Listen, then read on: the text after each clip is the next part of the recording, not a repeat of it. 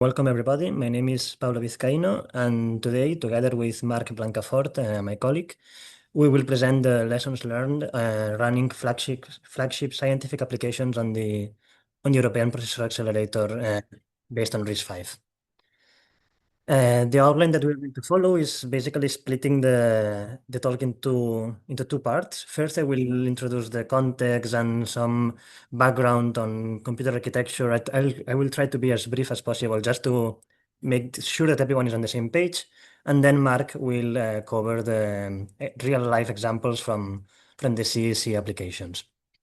And afterwards, we'll have just some conclusions and some time for the Q&A. So, this talk is born out of the collaboration between two quite distinct worlds of computer science. One is the hardware projects, the other is the software projects, in this case, the Centers of Excellence. And BSc, which is the institution that we work for, is taking active roles on both sides of this spectrum. In particular, our research group is interested on the relationship or the collaboration between these two sides of the coin. From one side, we want to use the codes and applications that come from the Center of Excellence to provide real use cases for the hardware projects and to discover either performance or actual bugs in the course. And from the other side, we want to take the advantage of having these new prototypes to ensure that the apps are portable and to ensure that they are optimized to run on this new architecture for RISC-V. So first, let's focus on the left side of this plot, which is the hardware projects. I'll try to be as brief as possible. All this talk is centered about one project, which is the European Processor Initiative, or EPI for short.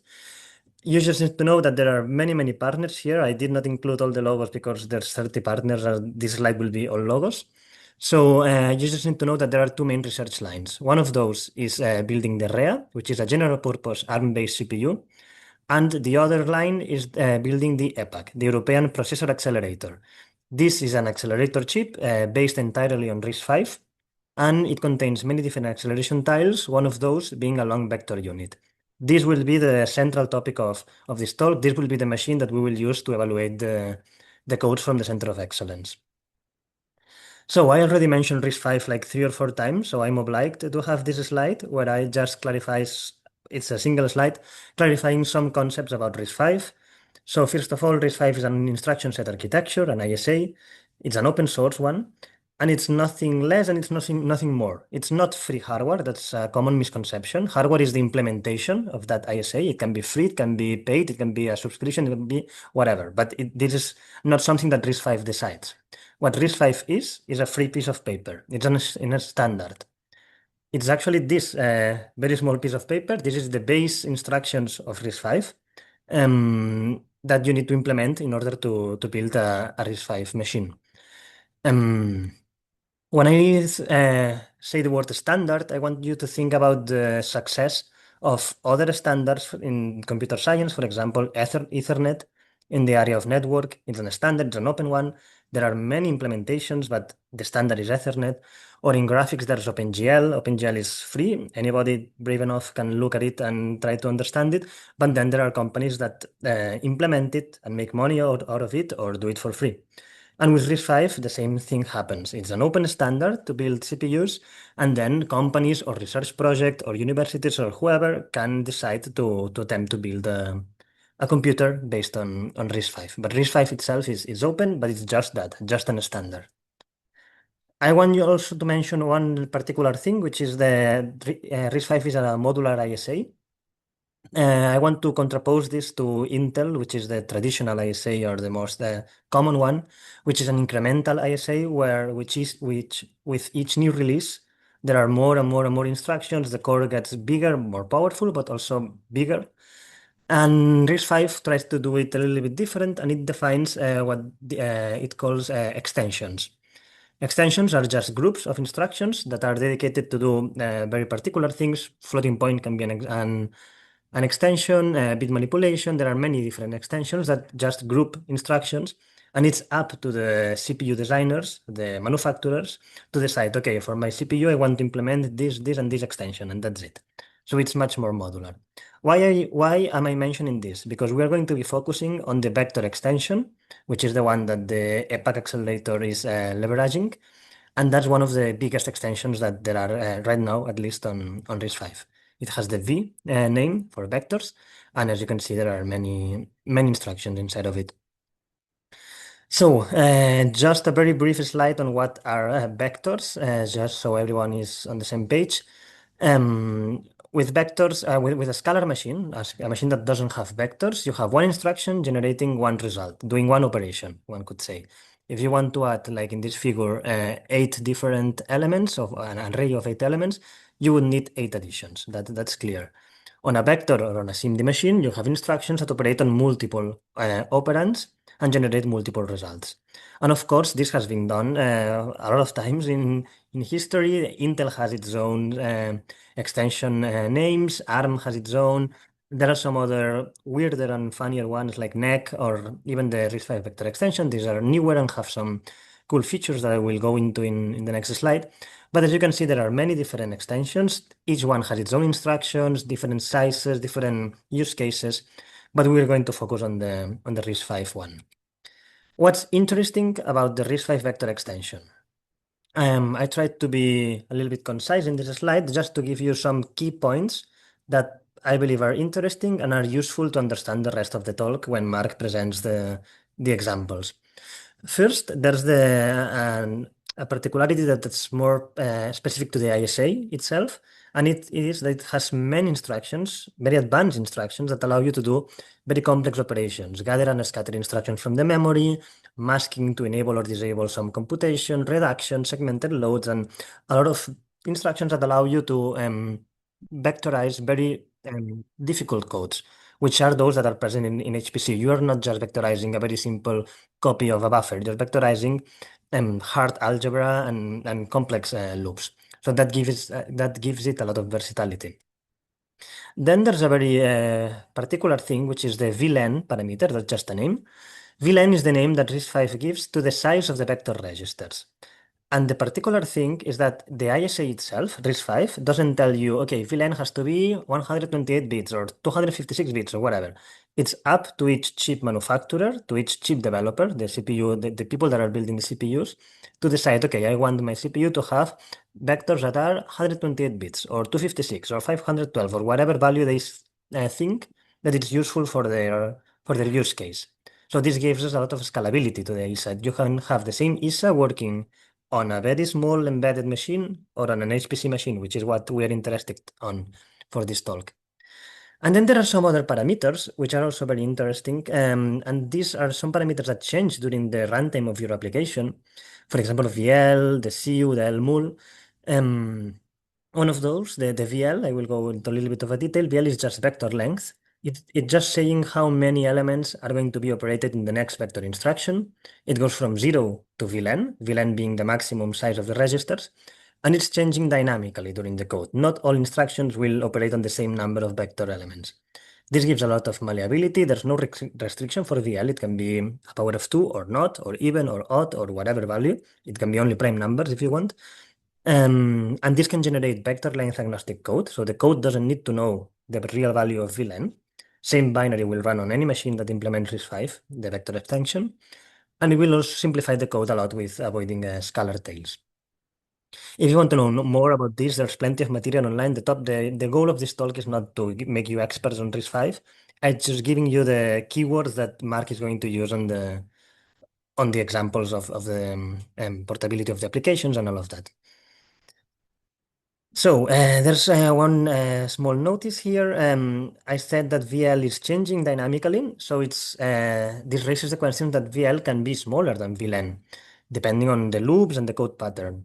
And of course, some of you might be thinking that that's not efficient, and that's true. When VL is very small and you have a machine with a very large VLN, you are not using your resources. So that's something that Mark will cover in his slides, and we are going to have to keep an eye on that. So What does the EPAC? The EPAC is the accelerator from the API do. The EPAC saw that the VLAN could be changed to whatever value we wanted and decided to use a very long VLAN as a design point, as an experiment. So in the API project, the EPAC decided to have 16,000 bits per vector. That's 256 double precision elements. One second. Okay. Which is a lot. If you compare the maximum size that you can get with Intel or the maximum size you can get with ARM, we are on one or two orders of magnitude above that. So it's quite an extreme design point, and that's why it's interesting to see how the applications will behave under such conditions. I want to take advantage of this empty space on the bottom of the slide to remind you that it's very important to fill up the vectors. That's the idea that I want you to keep. Here we run two experiments, changing the vector length on the horizontal axis. On the left one, we measure the arithmetic throughput, how many results per cycle you are generating with your vector instructions. And as you can see, as you increase the vector length, the arithmetic throughput increases and then it stays constant. And the same with the memory bandwidth. So even if VL can be smaller than 256, we like to have it as big as possible in our codes. And this will be a key optimization point in the applications. So, take-home messages from this RBB introduction. What do you need to know? The EPI project has developed the EPAC chip. It's a RISC-V chip that implements the vector extension, RBB. And this RBB extension supports implementation-specific VLAN, so the maximum VL depends on the implementation. And the EPAC has chosen a very large vector length of 256. Also, you need to remember the vector length is variable, so instructions might not fill the whole vector. Okay, so enough of the hardware introduction. Let's go to the software introduction, the Center of Excellence. I assume most of you already know what a Center of Excellence is. It's just a group of scientists that is focusing their efforts on a specific science field to push forward that research. There are many different work packages, and our research group participates in the co-design work packages. So we are charged with answering basically two questions. One question is the API prototype or this European accelerator, is it ready to run HPC codes efficiently? And then there's another question, which is, are these applications, these codes from the COEs ready to take advantage of the RISC-V architecture, the RBB, or the prototype itself? Of course, these two questions are very intertwined, but that's the goal of our research. So how do we make sure we attain this goal? We need to connect this hardware project and Center of Excellence, and for that we use the software development vehicles. The software development vehicles are just the methodology that we are going to use to merge this COEs with the hardware, and they are born out of the necessity of writing software for hardware that still doesn't exist. So hardware that is still under development, because as you may know, hardware takes a lot of time to develop. It's measured in years, and during that time, we cannot just wait until the chip is back to start writing the software. We need to do something. Um, Normally, hardware architects or software architects start working on very rough emulators. Then they get into more precise simulators. They execute on FPGAs or prototypes, and they end up testing on the hardware when it comes back years after the development started. But this has some problems.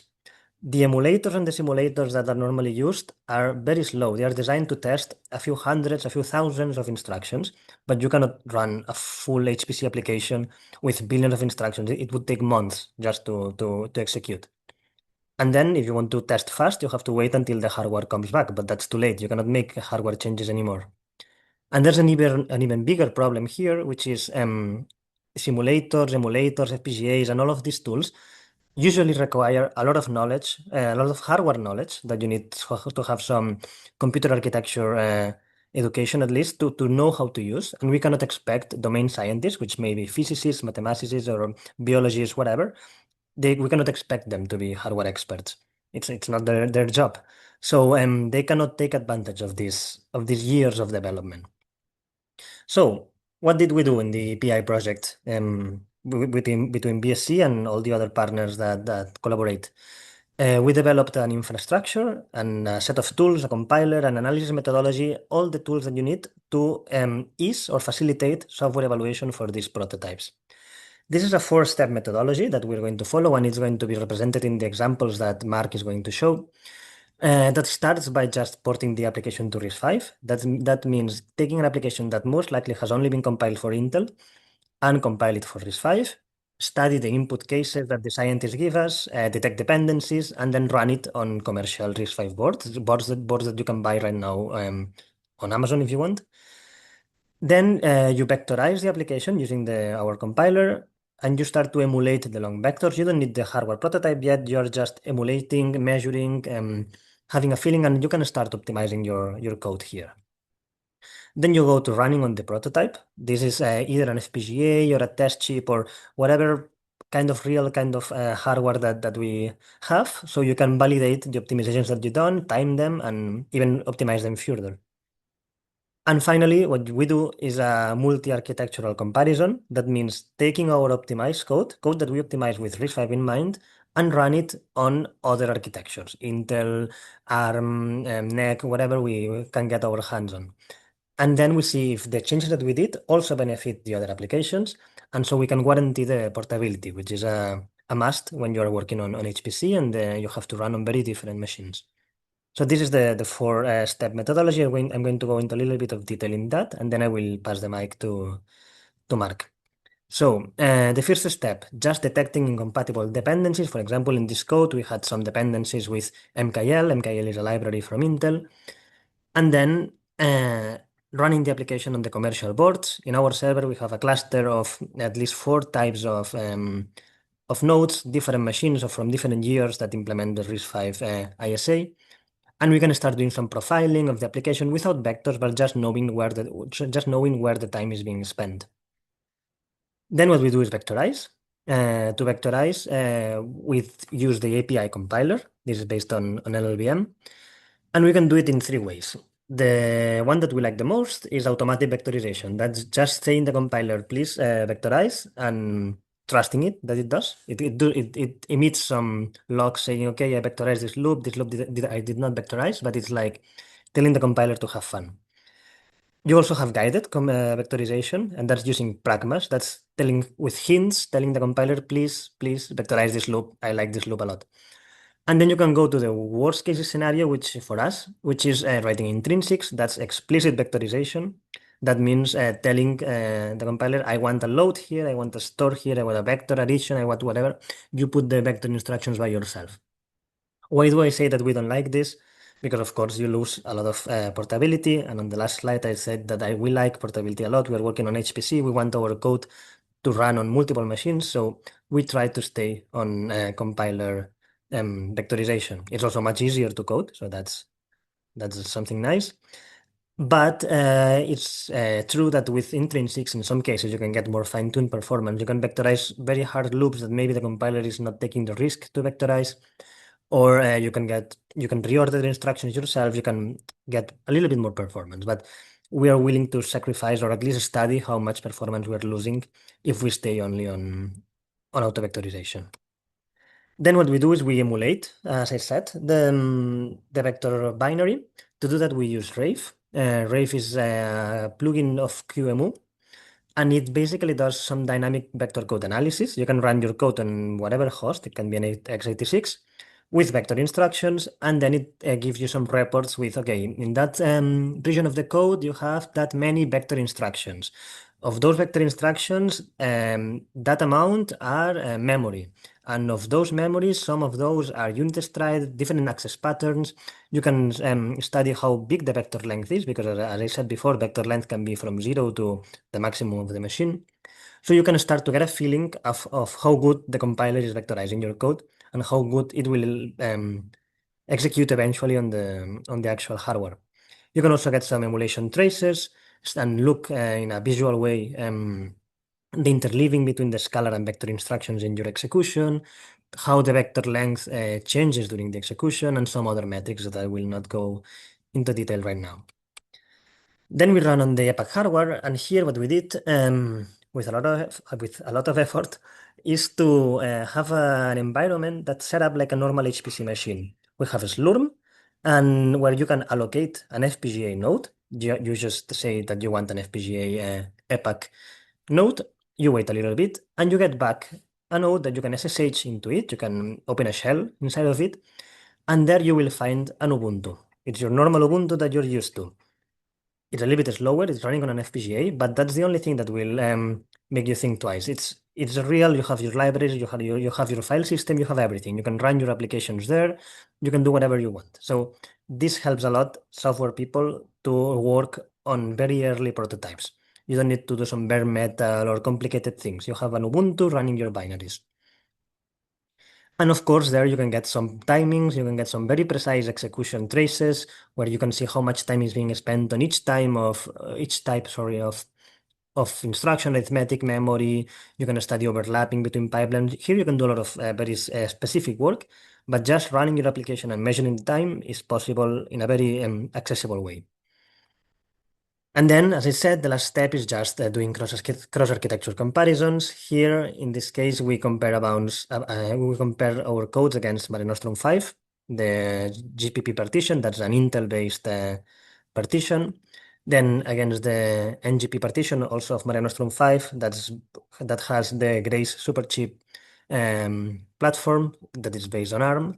And also, we also tested our codes and these applications on the NEC SX Aurora Tsubasa, which is a vector engine with very long vectors, like similar to the epoch, but more in a more advanced state. One could say it's already been commercialized. So, some take-home messages from this part. I just wanted you to remember before I pass the mic to Mark that DSDB is the methodology that we use. It's also the infrastructure. We use it to co-design the application. It's four basic steps: porting, vectorization and emulation, measuring performance on the FPGA, and comparing against other platforms. So with this, I will let Mark continue the presentation. He will give you some examples of how do we use this methodology on some applications from the CEEC Center of Excellence. Thank you, Pablo. Now I will give you some hints, some lessons learned from the applications that we have been studying under the collaboration of CSE and EPI. Okay, we are gonna talk about a little bit about the performance characterization of these applications and some optimizations that we propose to the code developers, and basically the measurements that we obtain in our infrastructure, the RISC-V vector prototype, and as well the multi-architectural benchmarking with the other processors that we have in our laboratory. So first of all, I will start with analysis, a part of an analysis that we did in SO2D, an application from CSE. First of all, I want to talk a little bit about how we SO2D engineered it. Well, with this, I mean how the algorithm has been implemented from its origin, and also which are the hints that the developers told us, and also how to modify the input size so we can study how the performance of the application behaves as we scale the input, right? So for example, SO2D, as the article from SO2D says, is a GPU accelerated code from its origin, okay? And they choose to implement it using OpenACC for portability, so then you can execute this HPC application in multiple GPU architectures without portability problems. This is good for us because we using these OpenACC clauses within the code, we can understand a little bit how the developers want their code to be executed in a GPU, and we try to translate these OpenACC clauses to the ones that we use for the RISC-V vector extension, and this will give us some hints in order to how to effectively vectorize this application. For the input case in this application, what we do is we generate a mesh of a given number of elements, and they told us to use the p-order parameter, which is a compile time parameter that you can use to increase the computational complexity of each element. So if the p-order parameter grows, the overall computational complexity of the simulation will be bigger, right? So as Pablo mentioned, let's start with the step one, which is basically compile and run this application on the commercial boards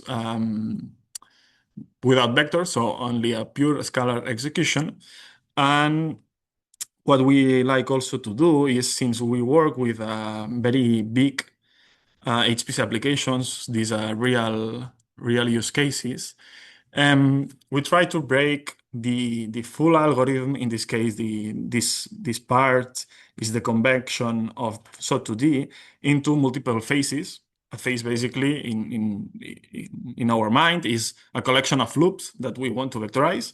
So in this case, arbitrary, I divided the convection in three phases, right? So in the plot in the right, we have in the x-axis the p-order. Remember, this p-order basically controls the input size, and as we increase this p-order, the computational complexity of the simulation grows, and as you can see, the CPU cycles needed to finish the simulation grows also. And why do we do that? Because we want to understand which is the most time-consuming part from the overall algorithm, which is the phase that takes most of the time. And as we can see with these blue colors, the one that takes basically near the 95% of the execution time is phase 2. So this is going to be our focus of analysis, and we are going to target an efficient vectorization within these code regions. So then the next step is to enable the autovectorizer in the compiler and emulate the code using the RAVE tool, and basically extract some metrics. For example, in this table, each column is a p-order, each row is a phase, and what we plot is the vector mix. Vector mix is a metric that we define as the number of vector instructions divided by the total instructions executed within that phase, within that region. And as we can observe, for example, phase 3 has a value of 0. This means that no vector instruction has been executed, no vector instruction has been emitted by the compiler in that phase, in that set of loops, set of loops.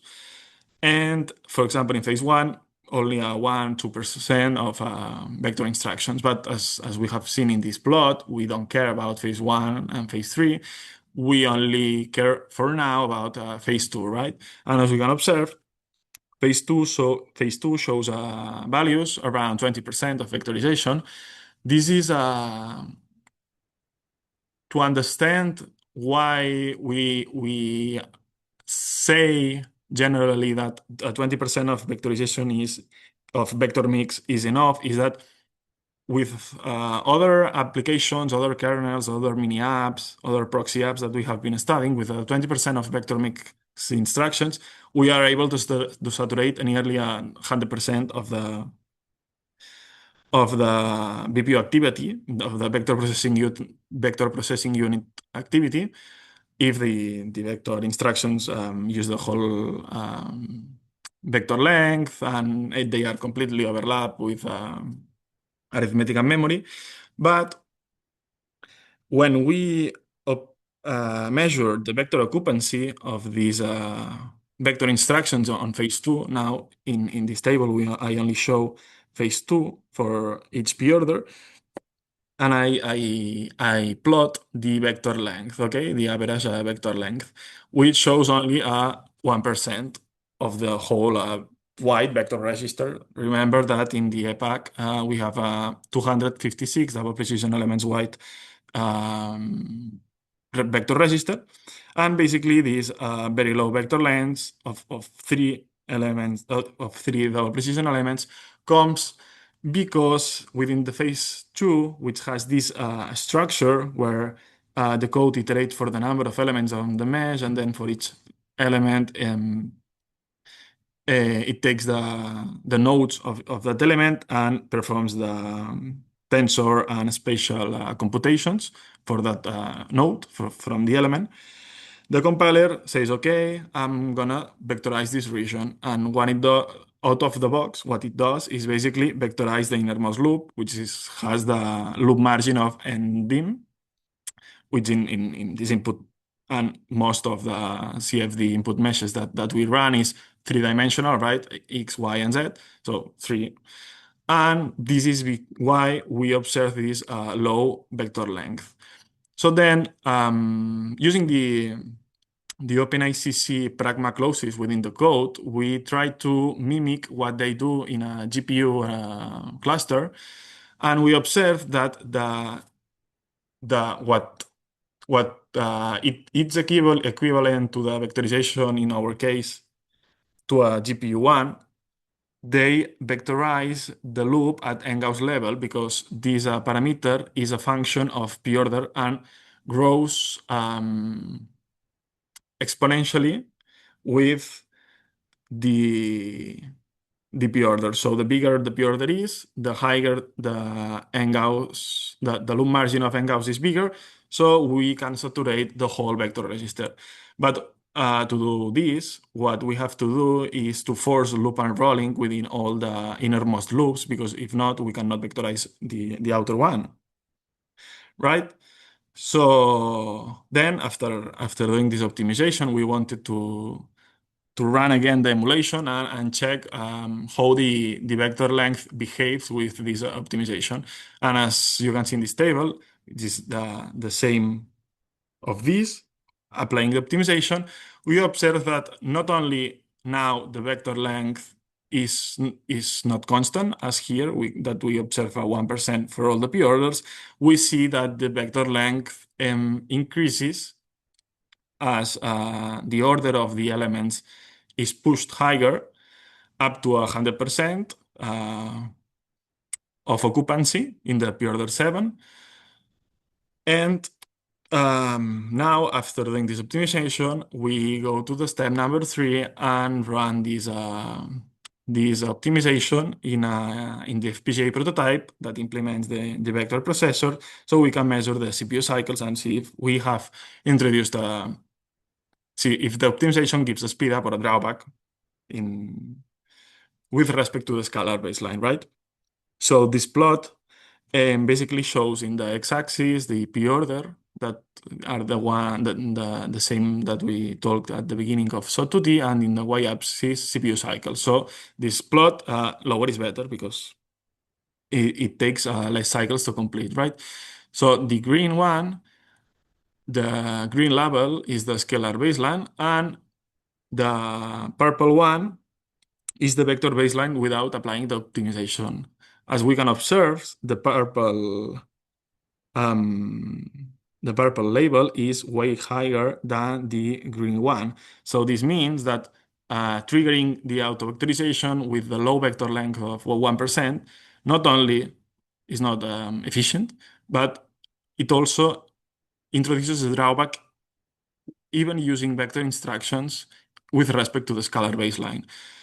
So this is an example of why it's very important to increase the vector length of the vector instructions. And in this case, the red label is after applying this optimization. And as we can observe, we not only beat the vector baseline,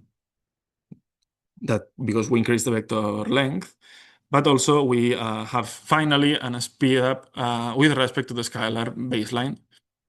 And for example, in this table, we plot the same values, but instead of a plot in form of a table, and we can observe that when we have a p-order higher or equal than 3, we have finally a speed up that is higher than 1. So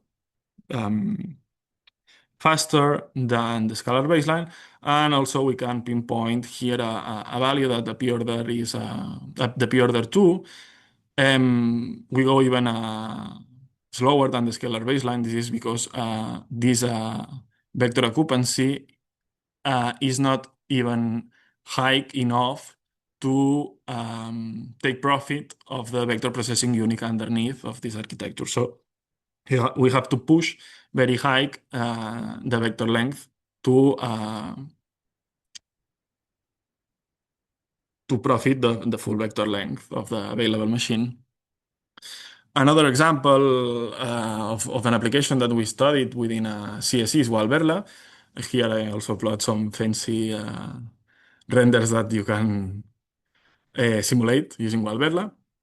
And also, I want to talk about how is Valverla engineered from its origins. Basically, it's an application that builds that at compile time, the kernel that solves the algorithm is built at compile time.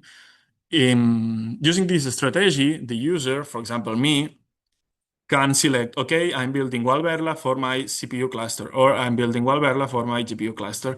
And basically with a variable inside the build system, you can generate binaries from Valverla to target either a CPU or a GPU processor, right? While this approach, in my opinion, ensures functional portability, it also can lead to introduce some performance inefficiencies because both worlds, CPU and GPU processor worlds, have some intrinsic architectural differences of how these machines are built.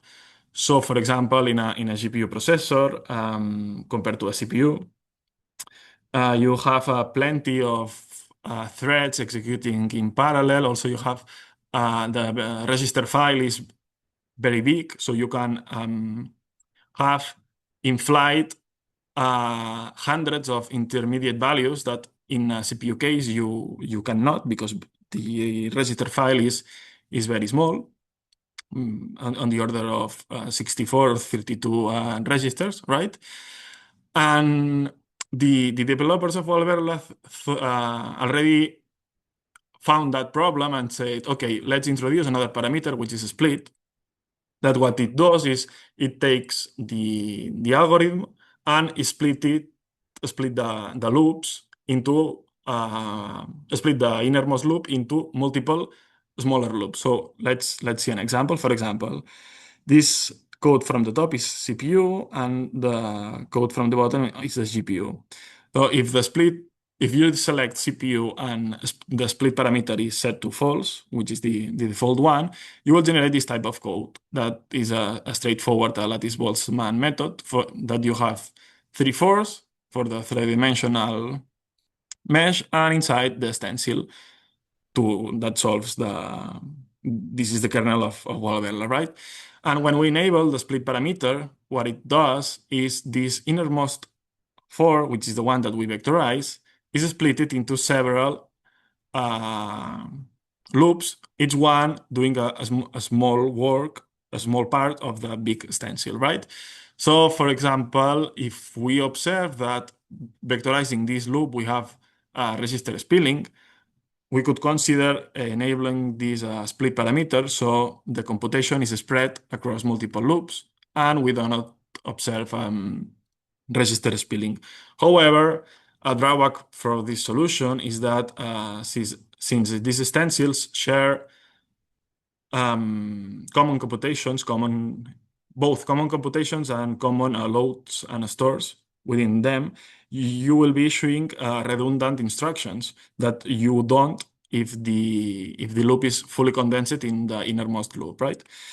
So here comes the hypothesis that is there a sweet point between the fully split version, which is the one from the left, that has a very lot that has multiple loops, smaller loops, and the fully fused implementation that has only one big loop that can have register spilling? And if yes, how can we find it which is the sweet spot within this gradient. I like to represent this question with this arrow of this gradient because in the default case with the split equals false, what we will observe is that we have spills because we have a lot of intermediate values on the fly, but we will not issue more memory and arithmetic instructions. And in the other case, if split is equal to true, we have several loops and the register pressure is not as big as the fully fused, so we don't show, we don't observe spills, but we will be issuing more redundant arithmetic and memory instructions, right? So what to overcome or to solve this question, what we tried is to create a very simple matrix, okay, that I will introduce now, that we call it a memory overlap matrix. In this case, the Walberla, when you enable the split equals true, it separates the bigger loop, so this one, into 14 loops, okay? And what we did is say, okay, we will enable the split equals true, and then using the RAVE tool, we will measure and we will track each memory access pattern for each phase and compare it to its neighboring phases, right? So in this table that each column is a phase and each row is a phase, and the value of the matrix shows basically the affinity, the memory access affinity between both phases. What does that mean? For example, a value of 0 here in this cell means that phase 3 and phase 2 memory access are completely disjoint, and a value of 100% means that these memory accesses from phase 3 and phase 2 are completely the same. So if we merge that loops, we won't introduce any memory instruction, any redundant memory instruction, but maybe we will introduce a spill. So by looking at this table, if one would be asked to decide which phases, which loops do we merge, we will say, okay, let's first fuse phase 1 with phase 11, 12, 13, and 14 because they show a very high affinity, and then the other fusing would be fuse phase from phase 2 to phase 10 together because they show 56% of affinity between them, right? So that's what we did.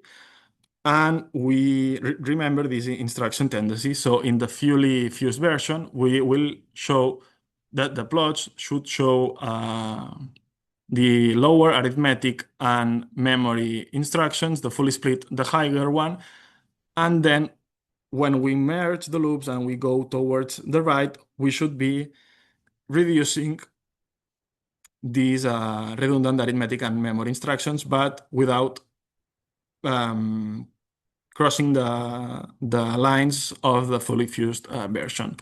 And that's what we observe in this plot in the left, where in the x-axis we have the fully fused version, so the default one, the fully split, and then the two versions that we developed, right? The first fusing the loop, the loop one and the other one. Here I label each phase, each loop with a different color, okay? And when the loops are fused or merged, let's say, they inherit the color from the phase with the lower value. So in this case, we fuse the phase 1 with these 4 yellowish colors here, and in this case, in this version, we fuse from phase 2 to phase 10 in this version. And as we can observe, we confirm the hypothesis that we cannot go lower than the fully fused in the number of vector arithmetic instructions, but we are way beyond the initial one in the fully split version. If we look in the vector memory instructions, that initially we have a lot of spill that is represented with this black color, and these are the minimum necessary uh, memory instructions needed to solve the kernel. When we go to the fully split, again, the number of vector memory instructions blow up and the spill disappears, right? And when we go merging the phases, we observe that uh, a little bit of a spill is introduced, but even though the sum of the spill and the vector memory instructions introduced by splitting the loop, the bigger loop, is much below the original one, so the fully fused. So now we have measured this at emulator level using Rave, but we have to trace it in the FPGA and show if these extra arithmetic memory instructions are worth this. I mean, when I say these arithmetic and memory instructions are worth, I mean this little increase from here and the sum of these two rectangles compared to that one are worth the spills that we have reduced, which is this region. So we profile that in the RISC-V vector prototype in the FPGA. Also note that in this plot, the x-axis are the different implementations that I have been talking with respect to the fully fused scalar. And in the y-axis, we have a speed up with respect to the fully fused, right? So in this plot, higher is better. And as we can observe when we enable the vectors, we achieve nearly a 15x in a speed up. And when we enable the split option to true, the one out of the box from the application, we introduce a drawback in the performance. But using the memory overlap matrix that guides us how to fuse loops, we can achieve finally a 12% increase on this architecture. And also we wanted to test that in another accelerator, the ones that Pablo, one of the ones that Pablo mentioned in this talk, which is the NEC Aurora, that follows a similar approach of our RISC-V vector prototype that has very wide vector registers and also have more bandwidth and more functional units than us. And as we can observe, we see a similar trend of increasing at 10% of the speed up. So we can confirm that these few extra arithmetic and memory operations are worth the spills that we reduce by splitting the initial bigger loop into smaller ones. I will skip this part from the alley because I think we are out of time, and I will visit directly the conclusions of these two applications that we have seen. We have provided first feedback to the hardware people with all these measurements because we provide first real use cases for them because running on these early stage processors, if you only run XPs or very simple kernels, you cannot extract the insights that the applications from the domain scientists they will tell you. So basically, we provided full scientific application and characterization of the applications. This is also a very interesting meeting point between two different worlds. Okay, the domain scientist that provides these applications and the hardware architects that can manipulate the architecture underneath, so it can fit more or less the needs and requirements of the future applications.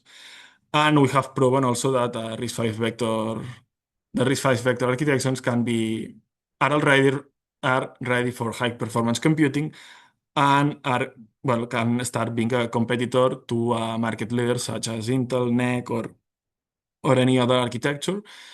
Some performance issues that we have talked about are, for example, the spill overhead that we managed to reduce it with the memory overlapping matrix.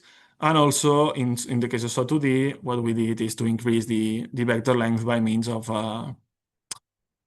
porting the OpenACC clauses to the ones that we use with our compiler.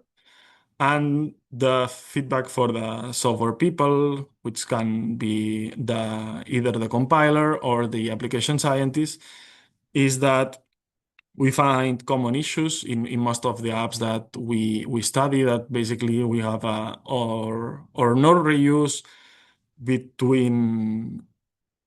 So we find redundant memory operations within the code, and also the applications are not ready to take profit of a very high or very wide vector length. And the optimizations that we proposed in these studies from CSE not only apply to our architectures, but also to other architectures such as NEC, as I explained it in the Walberla case, or Alia, that I have no time to explain this study, but we showed also a similar speedups in NEC and ARM processors. So that's all from my side. Just to end the presentation, we want to mention that we have just presented the work that we have done on 3 applications, whereas it's 2.5, but we are actively working on many others from other Center of Excellence too, that are in different stages. Our goal is to study them all and have them all vectorized, run on the prototype, and the comparison between all architectures. But it's still a work in progress. We also want to do this analysis job for other hardware prototypes that are coming from newer projects that are beginning now, and also do a more general characterization of these applications. If you want to know more about all of this, we have some publications that might be interesting to you. Here we have collected just 6 of them. Some of those more related to hardware, 3 of them more related to the software, the applications, the optimizations. Here you have some codes. We will share the slides, so you will have the links too. And of course, you can also email any question or doubt that you have to our emails. Thank you.